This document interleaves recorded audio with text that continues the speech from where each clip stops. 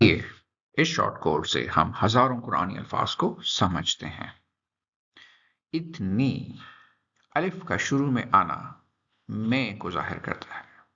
इसी तरह ता अगर लफ्ज के शुरू में जुड़े तो वो तुम को जाहिर करता है। नून का आना हम और छोटी ए का इस्तेमाल वो को जाहिर करता है।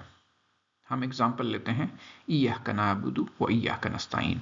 नअबुदु हम इबादत करते हैं।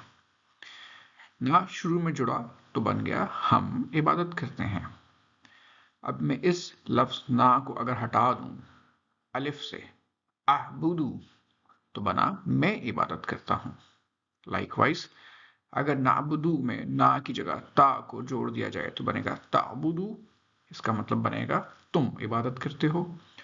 और अगर मैं ना की जगह छोटी ये से लफ्ज को शुरू करूं तो बना याबुदु, मतलब वो इबादत करते हैं।